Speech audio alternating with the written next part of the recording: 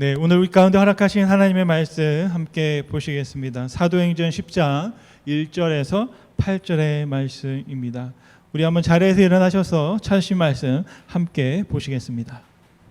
네, 사도행전 10장 1절에서 8절 말씀입니다. 사도행전 10장 1절 말씀. 가이사랴에 고넬료라 하는 사람이 있으니 이달리아 부데라 하는 군대의 백부장이라. 그가 경건하여 온 지방과 더불어 하나님을 경외하며 백성을 많이 구제하고 하나님께 항상 기도하더니 하루는 제9시쯤 되어 환상 중에 밝히 보매 하나님의 사자가 들어와 이르되 고넬료야 하니 고넬료가 주목하여 보고 두려워 이르되 주여 무슨 일이니이까. 천사가 이르되 내 기도와 구제가 하나님 앞에 상달되어 기억하신 바가 되었으니 내가 지금 사람들을 욥바에 보내어 베드로라 하는 시몬을 청하라. 그는 무드장이 시몬의 집에 유숙하니 그 집은 해변에 있다 하더라. 마침 일어나 말하던 천사가 떠나매 고넬료가 집안 하인들과 부하 가운데 경건한 사람 하나를 불러 이 일을 다 이루고 욥바로 보내니라. 아멘. 자리에 앉으시겠습니다. 네, 하나님께서는요 고넬료와 함께 새로운 모험을 시작하셨습니다. 우리 철학자 니체가 한 말인데요, 모든 시작은 위험하다. 혹시 여러분 어떤 일을 시작할 때 망설이시는 분이 계십니까? 네, 그 망설임은 본능이고요, 우리가 무언가의 위험을 감지하고 나를 지키기 위한 망설임이다 생각합니다.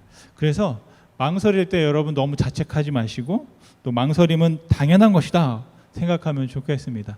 만약 우리가 포기만 하지 않는다면 망설이는 것은 자연스러운 것이다 말씀드릴 수 있겠습니다. 어제 저희가 토요일에 가을 학기를 맞아서 우리 청년들과 함께 환영의 시간을 가졌습니다. 다시 한번 무더운 날씨 가운데도 음식 준비해 주셔서 너무나 감사를 드리고 정말로 많은 수고를 하셨고요. 뭐 할 때마다 여러분들이 또 섬겨 주셨습니다. 환영의 시간을 가진 지가 3년 차가 되어 가는데요. 처음에는 망설임을 가졌죠. 시작하면 누가 올까? 우리 교회를 사람들이 찾아올 수 있을까라는 생각들을 했었습니다. 그런데 참 그때마다 예상치 못한 만남들을 허락하셨고요. 어제도 정말 예상치 못하게 처음 원래 작년에 오려 했다가 못 왔다가 오늘 어제 왔다라고 하는 또 청년들도 있었고요. 심지어는 3년 전에는 외국 청년들이 한국 음식 준다고 하니까 광고를 보고 그걸 드시러 같이 와서 또 교제하고 했던 기억이 납니다.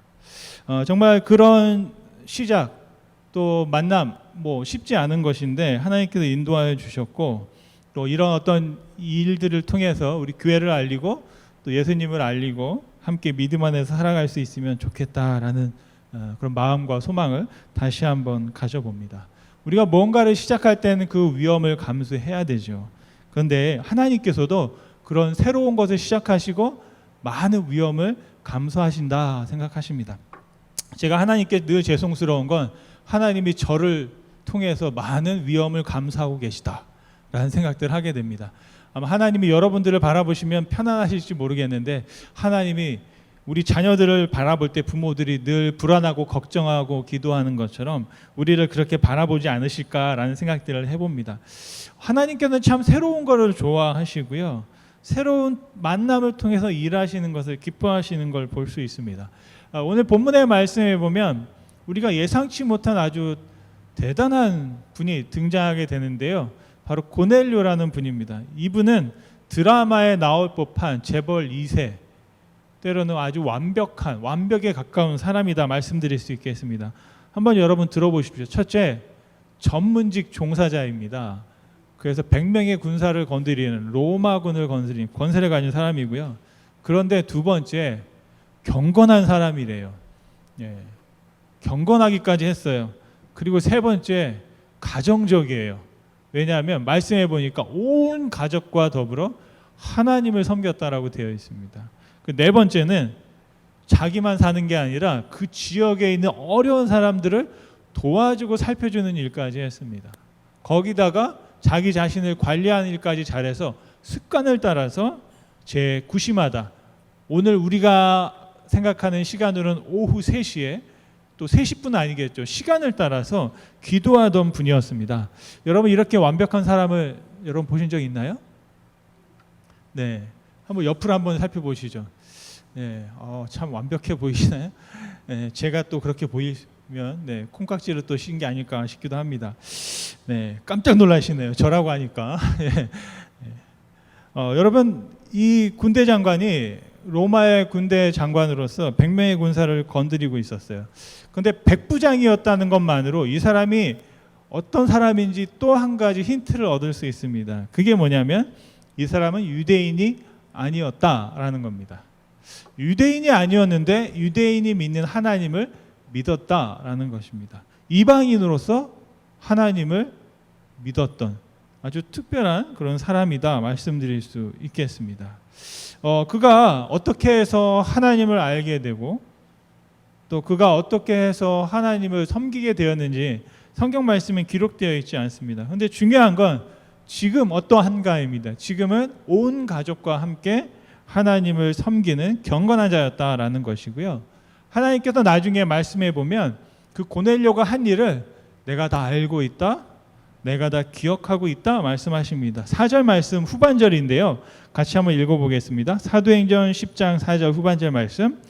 천사가 이르되 내 기도와 구제가 하나님 앞에 상달되어 기억하신 바가 되었으니. 아멘. 여러분 우리가 오늘 또 여러 기도를 했습니다. 아마 교회 처음 오시자마자 기도하셨죠. 혹시 여러분 어떤 기도하셨는지 기억나세요? 교회 딱 오자마자? 기억이 안 나시는 분도 계신 것 같아요. 예, 여러분 기도하실 때 조심하셔야 돼요. 왜냐? 하나님께서 여러분이 하신 기도를 다 기억하고 계신답니다. 그리고 더 조심하셔야 돼요. 무슨 말이냐? 내가 기도한 대로 이루어져도 될까? 예, 혹시 되도구만 안 되도구만 이렇게 기도하셨다가 정말 이루어지면 여러분 큰일 나실 수 있다라고 한다면 그런 기도 제목 조심하셔야 돼요. 저도 어릴 때 그런 기도를 드렸습니다. 하나님 목사가 되게 해주세요. 제가 어떻게 보면 좀 철이 없을 때 그런 기도를 드렸거든요. 그때는 목사가 제일 높은 사람이고 좋은 사람처럼 보였어요. 여러분 다 앉아 계시고 목사님 혼자 이렇게 높은 데 앉아서 막 얘기하니까 와 대단한 사람처럼 보여가지고 나도 저분처럼 되고 싶어 라는 그런 기도를 드렸던 적이 있습니다. 여러분 고넬료가 어떤 기도를 드렸는지 그 기도의 내용은 제가 정확히 모르겠어요. 그런데 오늘 말씀에 보면 이 고넬료가 어떤 기도를 드렸는지 본문에서 대충 우리가 알아볼 수가 있겠습니다. 그러면서 그 기도를 통해서 하나님께서 고넬료에게 새로운 삶을 살도록, 그 새로운 삶은 뭐냐면 예수님의 제자로 살아가도록 고넬료를 붙잡아서 이끌어 가고 계시다라는 것입니다. 그래서 오늘 말씀 속에서 이 고넬료가 어떻게 제자의 삶을 시작하게 되었는지, 저와 여러분들이 어떤 새로운 것들을 시작할 때 도움이 될 만한 지혜들을 몇 가지 나눠보려고 합니다. 첫 번째로 고넬료는 밝히 보았습니다. 시작할 때 필요한 게 뭐냐? 본다라는 거예요. 전 이 본다라는 단어를 굉장히 중요하게 생각하는데요. 책을 읽을 때마다, 신앙생활 할 때마다 보는 게 얼마나 중요한지 모릅니다. 그 다음에 중요한 게 있다면 듣는 것, 그리고 더 중요한 게 있다면 행동하는 것이라고 말씀드릴 수 있겠습니다. 오늘은 그래서 바로 이 세 가지를 말씀드리려고 그래요. 한자로 하면 견, 볼견, 그리고 들을 청, 행동할 행입니다. 그래서 견, 청, 행이라는 그 세 가지 키워드를 가지고 제가 여러분에게 말씀을 드리려고 하는데요. 고넬료는 잘 보는 사람이었어요. 오늘 말씀해 보니까 밝히 보았다라는 말이 있습니다. 여러분 우리가 무언가를 시작할 때 항상 보는 것으로부터 시작합니다. 3절 말씀을 한번 같이 읽어볼까요? 사도행전 10장 3절 말씀. 하루는 제9시쯤 되어 환상 중에 밝히 보매 하나님의 사자가 들어와 이르되 고넬료야 하니. 여기서 9시는 지금 시간으로 오후 3시입니다. 아주 밝은 낮에 자기가 기도하고 있는데 자기 앞에 어떤 사람이 나타난 겁니다. 근데 그 본 거를 뭐라고 하냐면 환상이라고 되어 있어요. 영어 성경에 보니까 비전이라고 되어 있습니다. 바로 그걸 보게 되었다라는 것입니다. 개역개적 성경에는 우리가 읽은 성경은 밝히 보았다라고 되어 있고요. 새번역 성경에는 똑똑히 보았다라고 되어 있습니다. 다시 말하면 밝히, 똑똑히, 분명하게 보았다라는 것입니다. 4절 말씀에도 또 본다라는 단어가 등장합니다. 같이 한번 읽어볼까요? 어떻게 보았나 보죠. 사도행전 10장 4절 말씀. 고넬료가 주목하여 보고 두려워 이르되. 네. 첫 번째 밝히 보았고 두 번째로 주목해서 보았다라는 겁니다. 백부장이 두려움을 느꼈습니다. 왜? 주목해서 보았기 때문인 것 같아요. 그런데 주목해서 본다라는 건 뭐냐면 두려울 때 여러분 어떻게 해요? 눈을 막 감잖아요. 그런데 이 고넬료는 눈을 안 감고 똑바로 두려움에도 불구하고 같이 주시하고 보았다라는 겁니다. 아주 정면을 딱 통하면서 정면으로 자기 앞에서 말하고 있는 사람을 보았다라는 것이죠. 여러분 어떻게 하면 정면을 주시할 수 있다고 그랬죠? 제가 혹시 기억하세요? 배꼽을 맞추라 그랬죠. 배꼽을 이렇게 맞추면 그 사람과 정면으로 보고 얘기할 수 있습니다. 어떻게 보면 오늘 말씀에 있는 이 고넬료도 정면으로 천사를 응시하고 있지 않았을까라고 생각합니다. 여러분은 어떠세요? 사람을 볼 때 이렇게 정면을 보면서 똑바로 보시는 걸 여러분 잘 하시나요? 미국에서 사신 분들은 그게 자연스럽더라고요. 제가 이게 어디 미국의 패스트푸드점이나 음식점에 가면 계산서를 주거나 여기 가도 또 무슨 음식을 이렇게 서빙할 때 보면 그 주는 분들이 계산서를 주면서 저를 이렇게 쳐다봐요. 눈을 이렇게 쳐다보더라고요. 근데 뉴욕이나 뉴저지를 가면 거기 한국 식당이나 한국 가게가 있어요. 근데 거기는 어떻게 하냐면 줄 때 계산서를 줄 때 이렇게 줘요. 네, 안 보고. 네. 근데 여기는 맥도날드를 가도 딱 계산서를 줄 때 이렇게 저를 이렇게 쳐다보면서 주더라고요. 네, 저는 딴짓하고 있는데 민망했어요. 그래서 이제 저도 쳐다보는 거예요. 아 맞아, 쳐다봐야지. 그런데 이제 뉴저지나 뉴욕에 가면 이렇게 주면서 막 바쁜 딴 거 하면서 이렇게 빵을 주고, 아 제가 어디 가는지 다 들켰네. 가나안 제가 가서 빵 사고 그러면 이렇게 줘요 자꾸. 예, 근데 저도 보니까 한국 사람이니까 이렇게 볼 때 사람 쳐다보는 게 좀 약간 민망하더라고요. 그래서 항상 그래도 봐야 되니까 어떻게 보냐, 제가 여러분을 볼 때도 눈을 보다가도 피해. 그러면 어딜 보냐, 여기를 보거나 이제 딴 턱을 보거나 이제 이렇게 자꾸 보게 됩니다. 예, 이게 참 어쩌다가 제가 목사가 됐는지 모르겠어요. 제가 이렇게 사람들을 이렇게 피하고 도망다니다가 큰 일이 생긴 거예요. 저는 목사님이 되고 싶었지 전도사가 되고 싶진 않았거든요. 예. 이게 무슨 말이냐면 전도사는 뭘 해야 되죠, 여러분? 전도를 해야 돼요. 전도를. 제가 부교육자가 돼서 교회를 갔더니 담임 목사님이 딱 주일 예배 오전에 딱 드리고 밥을 딱 먹고 제가 가만히 앉아 있었더니 저를 쳐다보는 거예요. 지금 너 뭐 하고 있냐 이런 거예요. 빨리 가서 전도하라는 거예요. 나가서. 언제까지? 저녁 예배 드릴 때까지. 그래가지고 전도사가 하는 일이 뭐냐 봤더니 딱 밥 먹고 성가 연습 끝나면 사람들하고 다 우리 전도 갑시다. 그리고 목사님은 안 가더라고요. 아, 빨리 내가 목사가 돼야지. 막 그런 생각을 했어요. 목사님은 안 가고 내가 이제 전도사가 해야 되는 일이에요. 전도사가 인솔을 해가지고 아파트마다 다니면서 전단지를 이제 막 꽂고 이제 주고 노방전도를 하는 게 그 일이더라고요. 근데 그게 솔직히 좀 죄송하지만 쉽지 않았어요. 그래서 저는 여러분한테 그런 거 안 시켜요. 예. 그냥 알아서 하세요. 예, 요즘에 보니까 알아서 해야 되더라고. 근데 중요한 게 뭐냐? 그래서 갔더니 한국은 아파트 이렇게 복도식으로 돼 있잖아요. 쭉. 근데 들어갈 때 먼저 살펴봅니다. 저는 사람이 있나 없나. 싹 들어가서 원래 우편함에 딱 놓고 싶은데 그러면 화낸대요. 그래서 이제 방마다 그 문마다 들어가서 전화지를 막 꽂는 거예요. 맨 위로 올라가요. 엘리베이터 타고 내려오면서 이제 딱 꽂아요. 꽂다가 계단을 내려가는데 옆에서 소리가 들리면 그냥 지나가요. 혹시 나와서 사람 부딪힐까봐. 이러면 될까요? 안 될까요? 그런데 저는 도망가는데 제 와이프는 사람이 문 열고 나오면 막 찾아가요. 가서 잘 만났다고. 저는 누가 문 열고 나오면 딱 아닌 척하고 이렇게 모르는 척하고 이제 뒷짐지고 지나갔다가 그 사람이 지나가면 다시 이제 그 층에 올라가서 이제 다시 전단지를 주고 이랬던 기억이 납니다. 정말 제가 생각할 때 하나님이 그래도 감사한 건 뭐냐면 저도 나름대로는 천성을 바꾸고 싶어가지고 신학교 갔더니 친구들이 뭐냐면 노방전도를 한대요. 찬양하면서 요즘 말로 하면 버스킹을 하는 거예요. 고속버스 터미널에 가가지고 사람들 많은 데 가서 찬양을 한다는 겁니다. 그래서 저도 담력을 키우려고 쫓아갔어요. 3명이서. 예. 그래가지고 저도 딱 가서 거기가 노래를 막 부르고 이제 기타 치고 찬양하고 막 했어요. 예. 안 바뀌더라고요. 그래도 사람은 군대 갔다 오면 바뀌는 줄 알았더니 그것도 잘 안 바뀌어요. 예. 그래서 하나님께서 어떻게 하셨냐면 안 바뀌어도 되게 하셨어요. 예. 나랑 다른 사람과 살게 하셨다 생각을 합니다. 너랑 다른 사람과 살게 하신 거예요. 네. 아마 여러분들도 저랑 다른 분들이 아닐까 싶은 그런 기대를 또 가져봅니다. 여하튼지 간에 본다는 게 참 중요한 것 같아요. 어떻게 보느냐, 사람을 본다. 그래서 오늘 이 고넬료는 정확하게 자기 앞에 자기가 마주한 존재를 뚜렷하게 보고 있었던 사람입니다. 그래서 어떻게 보았느냐 봤을 때 기도하다가 본 거예요. 여러분, 기도하다가 볼 수 있다는 게 얼마나 놀라운 사실인지 모르겠습니다. 하나님께 기도한다는 건 뭐냐면 하나님께서 보여주시는 것을 보는 것이 기도다라고 말씀드릴 수 있겠습니다. 그래서 하나님께서 보여주시는 것을 우리가 똑바로 또 주목해서 올바르게 볼 때 우리의 삶의 변화와 새로운 시작이 일어날 수 있다 말씀드릴 수 있겠습니다. 두 번째로 시작할 때 어떤 게 중요하겠느냐? 고넬료는 음성을 들었다라는 겁니다.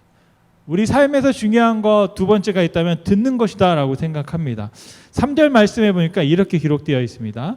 천사의 말인데요. 하나님의 사자가 들어와 이르되, 기도하고 있는데 사자가 들어온 거예요. 그러면서 고넬료야 하고 불렀습니다. 여러분, 오늘 10장 3절 말씀이 굉장히 역사적인 말씀이에요. 저는 이 말씀 고넬료에다가 인철아 하고 저의 이름을 한번 넣어서 불러봅니다. 여러분들도 오늘 이 말씀을 통해서 여러분들이 이름이 들어가고 하나님이 여러분을 불러주시기를 간절히 소원합니다. 중요한 사실이 있습니다. 하나님의 사자가 알고 있었어요. 무엇을? 고넬료라는 이름을 알고 있었습니다. 여러분, 하나님께서 여러분의 이름을 알고 계신 줄 믿습니다. 처음 마주한 존재가 나를 알고 있다, 내 이름을 알고 있다 할 때 여러분 어떠세요? 반갑습니다 그러세요? 저도 이제 목회자로서 가끔 그럴 때가 있어요. 언제 소름 돋을 때가. 처음 뵀어요. 근데 그분이 저한테 이러는 거예요. 말씀 많이 들었습니다. 제가 당신을 잘 알고 있습니다. 이러는 거예요. 그럴 때 마음속으로 약간 저를 어떻게 알고 있을까? 어떤 말을 하실까? 굉장히 좀 걱정되고 또 염려되기도 합니다. 왜요? 제가 부족한 사람이기 때문에. 그런데 모르는 사람이 딱 나타나더니 하는 말이 제 이름을 부른다라는 거죠. 이게 무슨 말이냐면 내가 너를 알고 있다 그런 말입니다. 예. 이름을 안다는 건 그냥 그것으로 끝나는 게 아닙니다. 너가 어떻게 살았는지, 너의 마음속에 무엇이 지금 자리 잡고 있는지 내가 너를 알고 있다? 그런 바로 말씀이 되겠습니다. 4절 말씀해 보니까 고넬료가 두려워한 이유가 무엇일까? 바로 그것 때문이다 라고 생각합니다. 저 사람이 나를 알고 있다. 예. 여러분을 알고 있는 분들이 계세요? 예, 그런 사람들을 두려워하시기 바랍니다. 두려운 존재입니다. 우리가. 하나님이 우리를 알고 계세요. 저는요, 여기서 고넬료야 라고 할 때 이 순간 어떤 역사가 일어나냐면 창세기 1장 2절의 역사가 일어났다고 생각합니다. 무슨 말이냐? 하나님께서 빛이라고 말씀하셨어요. 빛이 있으라, 그러니까 빛이 있었어요. 그렇게 창조가 되었거든요. 오늘 말씀해 보니까 고넬료야 하는 순간 고넬료가 새롭게 태어난 거예요. 새로운 창조가 일어났다라고 믿습니다. 여러분, 하나님께서 저와 여러분의 이름을 불러주시고 내가 너를 안다 할 때 우리의 삶이 새롭게 시작되고 창조의 역사가 일어나는 줄 믿습니다. 여러분이 잘 아시는 그 김춘수 시인의 꽃이라는 시가 있죠. 내가 그의 이름을 불러주기 전에는 그는 다만 하나의 몸짓에 지나지 않았다. 내가 그의 이름을 불러주었을 때 그는 나에게 와서 꽃이 되었다. 우리들은 모두 무엇이 되고 싶다. 너는 나에게, 나는 너에게 잊혀지지 않는 하나의 눈짓이 되고 싶다. 여러분, 우리가 많은 소음이 있는데요. 그 소음 가운데에도 우리의 이름이 불려질 때 딱 하고 알아차립니다. 제가 그게 뭔가 했더니 칵테일 파티 효과라고 하더라고요. 칵테일 파티 효과. 그래서 이 효과를 어떻게 사람들이 설명할까 하다가 지난주에 책을 읽다 이걸 찾아냈어요. 아, 칵테일 파티 효과라고 부르는구나. 근데 저는 우리 교회식으로 좀 바꿔야 될 것 같아요. 어떻게 해요? 친교실 효과. 제가 친교할 때 몇 번 말씀드렸잖아요. 막 밥을 먹다가 목사님이라는 단어가 들리면 저기서도 갑자기 막 하게 되는 거예요. 혹시 막 밥을 먹다가 권사님이라는 얘기가 들리면 여러분 혹시 내 얘기인가 하고 이렇게 알아차리는 것처럼 친교실에서도 내 이름이 불려지면 알아차린다. 그래서 제가 나중에 책을 쓰면 친교실 효과라고 다른 이름을 붙여서 한번 새롭게 해볼까라는 생각을 한번 해보게 됩니다. 여러분, 내 이름이 불려질 때 내가 귀 기울이게 되는 거죠. 고넬료가 바로 그렇게 듣기가 시작된 거예요. 그런데 듣는 것은 듣는 것만으로 끝나지 아니하고요. 저희가 고넬료에게 배울 게 하나가 있어요. 잘 듣기 위해서는 무엇을 해야 되느냐? 질문해야 된다라는 것입니다. 오늘 질문한다는 건 대단한 용기가 필요한데요. 4절 말씀에 이렇게 기록되어 있습니다. 같이 한번 여러분 읽어볼까요? 사도행전 10장 4절 말씀. 고넬료가 주목하여 보고 두려워 이르되 주여 무슨 일이니까? 천사가 이르되 내 기도와 구제가 하나님 앞에 상달되어 기억하신 바가 되었으니. 아멘. 고넬료가 질문하는 겁니다. 하나님, 저의 이름을 부르셨죠? 저를 왜 부르셨습니까? 라고 질문합니다. 여러분, 질문할 때 잘 듣게 되는 줄 믿습니다. 우리가 삶을 살면서 질문해야 될 두 가지 질문이 있는데요. 한근태 님이 이렇게 말씀하셨어요. 우리가 살아가면서 해야 될 질문 두 가지. 내가 향하는 목적지가 어디이고 현재 위치가 어디쯤 되는가라고 물어야 한다라고 했습니다. 아마 고넬료가 물었던 질문이 같은 질문 같아요. 지금 내가 어디에 있습니까? 하나님, 제가 여기서부터 어디로 가야 합니까? 라고 고넬료가 물었다라고 믿습니다. 혹시 여러분들 하나님께 그렇게 말씀하고 물어보셨던 적이 있으신가요? 하나님, 제가 여기 있는 것이 맞습니까? 하나님, 제가 어디를 향해서 나아가야 됩니까? 중요한 사실이 있는데요. 여기서 하나님께 질문할 때 어떻게 질문했느냐? 바로 하나님 앞에서 질문하고 또 하나님께서 바라보실 때 너가 하나님 앞에서 어떻게 했는지를 잘 알고 있다라고 천사가 말씀하고 있는 것을 볼 수 있습니다. 여러분, 우리가 하나님 앞에 구하고 하나님 앞에 질문할 때 하나님이 어디에 계신지를 분명히 아는 게 필요할 것 같습니다. 제가 쭉 묵상하다 보니까 결론적으로 말씀드리면 우리는 무엇을 하든지 항상 하나님 앞이다 라고밖에 말씀드릴 수 없을 것 같습니다. 하나님 뒤에서 모르게 할 수가 없더라고요. 그렇기 때문에 무엇을 하든지 우리는 늘 하나님 앞에 있다, 그렇게 말씀드릴 수 있겠습니다. 그래서 고넬료는 질문했고 답을 들었습니다. 그 답을 유심히 들었어요. 5절과 6절 말씀인데요. 내가 지금 사람들을 요바에 보내어 베드로라는 시몬을 청하라. 그는 무두장이 시몬의 집에 유숙하니 그 집은 해변에 있다 하더라. 아멘. 그렇다면 우리가 보고 들었습니다. 어떤 일이 일어날까요? 여러분, 들음으로 끝나면 아무 일도 일어나지 않습니다. 우리가 아무리 수업을 듣고 학업을 열심히 들어도 듣기만 해서는 저에게 큰 도움이 되지 않는 걸 알 수 있습니다. 책을 아무리 읽어도요, 읽기만 해서는 아무런 도움이 되지 않습니다. 저와 여러분들이 기도를 드리는데요, 기도를 드리는 건 정말 좋은 거지만 기도만 드려서는 또 아무 일도 일어나지 않습니다. 들었으면 그 들은 말씀을 해석하고 행동하는 지혜가 우리 가운데 필요하겠습니다. 그러기 위해서 우리가 들어야 한다는 것이죠. 들음이 바로 행동을 유발한다 말씀드릴 수 있겠습니다. 세 번째로 새로운 시작을 위해서 우리가 해야 되는 것이 뭐하냐? 고넬료는 신중하게 행동했다 하는 것입니다. 이것은 아무리 강조해도 지나치지 않을 것입니다. 고넬료는 보았고 들었고 행동했다. 우리 교회에서 하는 말로 순종했다 말씀드릴 수 있겠습니다. 그런데 그 행동에도 여러 가지 행동이 있습니다. 무리한 행동이 있고 신중하고 예의 있는 행동이 있습니다. 할 수만 있다면 오늘 고넬료처럼 행동할 수 있으면 좋겠어요. 7절 말씀해 보니까 이렇게 말합니다. 같이 한번 읽어볼까요? 사도행전 10장 7절 말씀. 마침 말하던 천사가 떠나매 고넬료가 집안 하인들과 부하 가운데 경건한 사람 하나를 불러. 그리고 나서 그 다음 이 고넬료의 행동을 보면 고넬료가 어떤 성품을 가진 사람인지를 우리가 알아볼 수 있습니다. 천사의 명령은 굉장히 단순합니다. 그런데 그 단순한 명령을 수행하는 고넬료는 굉장히 신중한 사람인 것을 볼 수 있습니다. 보낼 때도 어떤 사람을 보낼지, 그리고 그 사람을 어떻게 보내야 할지에 대해서 굉장히 고심한 흔적이 오늘 말씀을 보면 알 수 있습니다. 저와 여러분이 일상적으로 가정에서 하는 대화와 학교나 직장에서 일을 할 때 하는 대화는 좀 다르다라고 해요.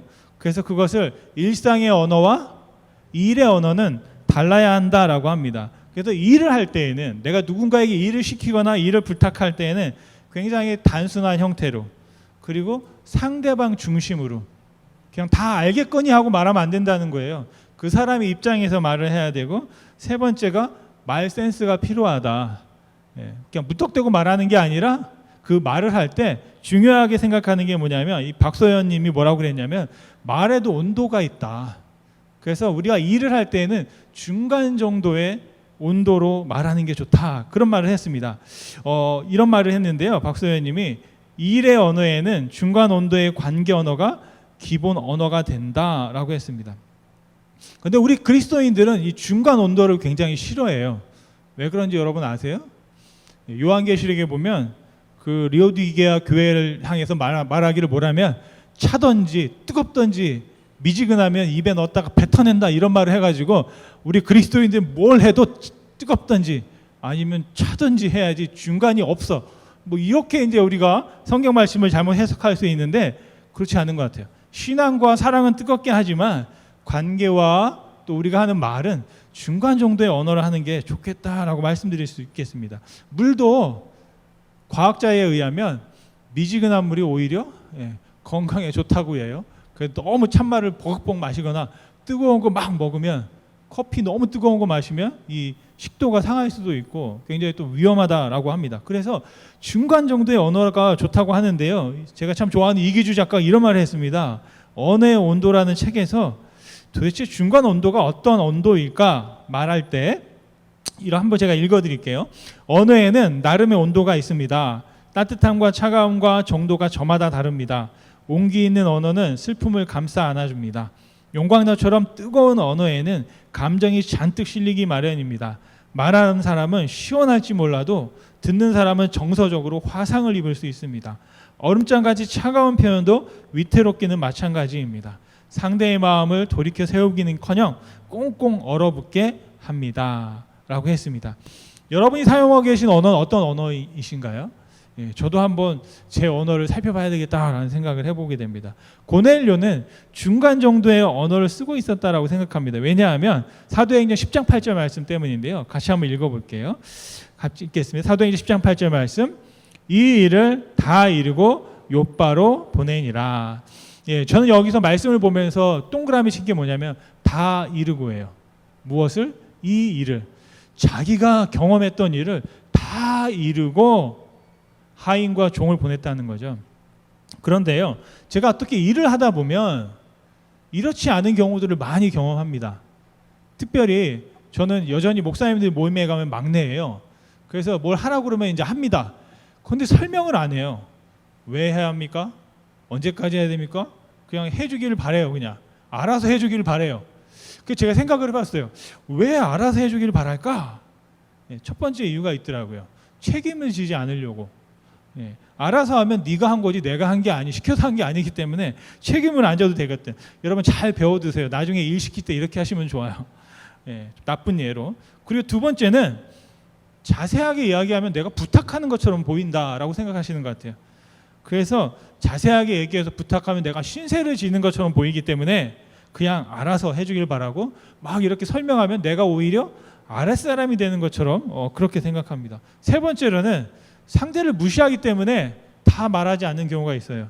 너는 몰라도 된다. 그냥 시키는 것만 해. 뭐 이런 식으로 말한다는 거죠. 네 번째로는 상대를 믿지 못할 때 그냥 알아서 하기를 바랍니다. 왜냐하면 내가 말했을 때 그 비밀이 또 새어나갈까 봐 신뢰하지 못하는 상태에서는 우리가 어떻게 합니까? 아주 최소한의 것만 할 수밖에 없게 되는 거죠. 다섯 번째는 가장 큰 것 같은데 뭐냐면 귀찮아서 다 설명을 안 하는 겁니다. 왜냐하면 설명하려면 힘이 든 거죠. 막 시간을 써야 돼요. 막 또 설득을 해야 되기 때문에 힘들어져요. 그렇기 때문에 그냥 알아서 하게 되는 거죠. 그런데 제가 깨달은 게 있습니다. 만약에 어떤 상대가 이렇게 나올 때 제가 어떻게 해야 되느냐. 예전에는 그냥 모른 척하고 그냥 시키는 대로만 했는데요. 그러다 보니까 나중에 어떤 일이 생기냐. 내가 피해를 보는 거예요. 해야 할 일을 또다시 해야 되고 했던 일을 또다시 해야 되고 다시 해야 되는 그런 번거로움이 생기더라고요. 그래서 그 다음에 생각한 건 뭐냐면 그럴 때는 적극적으로 질문해야 되겠구나 라는 생각을 합니다. 질문해야 되는 거예요. 왜 해야 합니까? 언제까지 해야 됩니까? 어떻게 해야 합니까? 라고 적극적으로 질문하고 일을 하는 것이 우리 가운데 좋겠다 생각합니다. 제가 책을 읽다 보니까 사람들은 모호한 걸 굉장히 좋아한대요. 그냥 뭉뚱그려서 제가 말씀드렸던 것 충청도 사람들은 그냥 거시기 하자 하면 다 해결되는 것처럼 우리는 딱 얘기를 들으면 그걸 자세하게 다시 설명하고 묻으려고 하지 않고 그냥 내가 좋은 방식대로 그냥 이렇게 이해를 하는 겁니다. 그걸 뭐라고 하냐면 인지적 구두쇠 현상이라고 해요. 인지적 구두쇠 현상. 생각을 잘 안 하려고 하는데요. 오늘 보니까 우리 심리학도도 여기 있네. 심리학도가 한 분 계신데 이게 그런 게 나오는지 모르겠어요. 인지적인 구두쇠 현상이래요. 그래서 생각을 많이 안 하려고 하는 현상이 우리 가운데 있다는 거예요. 그래서 말을 하면 그냥 내가 편한 대로 생각 안 하고 그냥 받아들이고 편하게 하려고 한다라는 것이죠. 그런데 고넬료는요. 자기가 위의 사람이에요. 주인이에요. 간편한 방법이 있어요. 그런데 자기가 기도하다가 누구를 만났고 왜냐하면 다 이루고라고 되어 있거든요. 자기가 겪었던 일을 자기가 함께하는 사람들에게 친절하게 다 설명했다는 얘기예요. 그래서 내가 천사를 만났다. 하나님이 명령하셨다. 베드로를 정중히 모셔와라 라는 그런 부탁을 자기와 함께하는 사람들에게 했다라는 것을 볼 수 있겠습니다. 바로 행동할 때도 이렇게 행동하는 거. 하나님이 명령하셨으니 나는 무조건 간다 이게 아니라 함께하는 사람들과 잘 설명하고 공유하고 이해하고 그렇게 설명함으로 중간 온도의 말로서 같이 일하는 그런 모습들이 우리 가운데 필요하겠다라고 싶습니다. 여러분 말씀을 마치면요. 고넬료는 하나님의 부르심에 마침으로 화답했습니다. 하나님께서 고넬료를 받고 또 고넬료가 이방인이었음에도 불구하고 그 가운데 하나님께서 불러서 특별한 일을 맡기시고 함께할 생각을 하셨다라고 믿습니다. 그래서 그에게 명령하셨는데 고넬료는 어떻게 반응했냐면 7절 말씀입니다. 같이 한번 읽어볼게요. 사도행전 10장 7절 말씀. 마침 말하던 천사가 떠나매 고넬료가 지금 하인들과 부하 가운데 경건한 사람 하나를 불러라고 되어 있습니다. 저는 그냥 마침이라는 게 뭐냐면 영어에 보면 그냥 천사가 말하고 떠났을 때라는 겁니다. 그런데 바로 떠나자마자 때마침이라는 한국말이 있잖아요. 그리고 한국 성경에는 개역개정에 마침이라는 단어가 들어있더라고요. 영어 성경에 그게 없는 것 같아요. 그런데 바로 마침, 때마침, 말씀이 마치자마자 그리고 그 앞절에 보면 천사가 지금 하라라고 그랬거든요. 그래서 그 말씀을 듣고 바로 실행에 옮깁니다. 여러분 인생을 살면서 참 우리가 바쁘게 살아가잖아요. 아무리 하나님의 말씀이 딱 전달되었다고 하더라도 바로 지금 때마침 하기가 쉽지 않습니다. 그런데 고넬료는 그 말씀을 듣고 때를 맞추어서 천사가 떠나자마자 천사를 쫓아간 게 아니고요. 천사가 명령한 말씀을 기억하고 그 말씀을 실천했습니다. 어떻게 보면 고넬료에겐 굉장히 위험한 시도입니다. 자기가 이방인이에요. 그리고 자기가 유대인들이 믿는 하나님을 믿는 사람이지만 거기에서 끝나지 아니하고 지금 예루살렘에서 어떤 일이 벌어지는지 잘 알고 있습니다. 예수님을 따르는 사람들이 핍박을 받고 있고 그 핍박받는 대표적인 사람이 베드로인데 어떻게 보면 이 고넬료가 그런 사람들을 붙잡아다가 고문하고 괴롭히는 일을 해야 하는 사람인지도 모르겠습니다. 그런데 하나님께서 베드로를 요청해라. 사람들이 볼 거 아닙니까? 베드로가 고넬료의 집에 들어갔을 때 얼마나 입방아를 찢겠어요. 그런데도 불구하고 이 고넬료는 아무런 고민 없이 바로 베드로를 모셔오도록 사람을 보냈다라는 거예요. 바로 새로운 시작, 새로운 모험을 했다라고 믿습니다. 안병우님이요, 우리 사람이 늙지 않는 3가지 방법이 있다고 그랬어요. 여러분들에게 추천드립니다. 첫째는 공부해라. 두 번째는 여행을 즐겨라. 그리고 열심히 연애해라. 우리 청년들은 늙지 않아도 되니까 연애 안 하셔도 될 것 같아요. 열심히 연애해라. 전 여기서 동그라미 친 건 여행이라는 단어입니다. 여행. 여행은요, 모험이고 위험을 감수하는 일이죠. 여러분 혹시 프랑스 소설가의 마르셀 프루스트라는 분을 혹시 아시는지 모르겠어요. 아마 여러 책들을 읽어보신 적이 있는데 이분이 했던 말 중에 이런 말을 했습니다. 참된 여행은 새로운 풍경을 갖는 게 아니라 새로운 눈을 갖는 것이다 라고 말했습니다. 새로운 것을 보고 듣고 행동할 때 삶의 새로운 여행이 여러분 시작될 수 있습니다. 저와 여러분의 삶이 오늘 또 여행하는 새로운 삶을 시작할 수 있기를 간절히 소원합니다. 여행과 방황의 차이가 뭐냐면요, 여행은 갔다가 돌아올 곳이 있어요. 그런데 나갔는데 갈 곳이 없으면 그걸 방황이라고 합니다. 여러분 방황하지 마시고 하나님의 교회로 오셔서 하나님께서 말씀하신 정말로 그 약속된 여행들을 우리가 즐거운 마음으로 함께 할 수 있기를 간절히 소원합니다. 어떻게 보면 우리는 지금 여행하고 있습니다. 왜요? 돌아가고 있어요. 어디로? 우리가 왔던 곳으로, 하나님께로 돌아가고 있는 줄 믿습니다. 바로 그 여행의 끝에서 우리가 함께 하나님과 함께 할 수 있도록 오늘 말씀을 통해서 우리가 고넬료를 통해서 배웠던 오늘 또 다시 시작하자, 다시 보자, 다시 듣자, 그리고 다시 행동하자, 하나님의 말씀 안에서 고넬료처럼 경건하게 살자라는 그런 다짐과 함께 하루를 또 한 주를 살아가실 수 있게 되기를 간절히 소원합니다. 하나님께서 고넬료야 라고 부르셨습니다. 오늘 이 시간 여러분들을 향해서도 아무개야 라고 부르시는 줄 믿습니다. 그럴 때 여러분 한번 고넬료처럼 대답해 보시기 바랍니다. 주님, 무슨 일입니까? 하나님, 왜 저를 부르셨습니까? 하나님, 무엇을 원하십니까? 라고 여러분 질문하시고 그 주어진 질문에 대한 답을 여러분 들으시고 기억하시고 행동하실 수 있기를 간절히 소원합니다. 여러분, 하나님이 우리를 부르실 때 우리가 하나님의 뜻을 묻고 행함으로 새롭게 시작하는 축복의 삶을 살아가시기를 간절히 축원드립니다.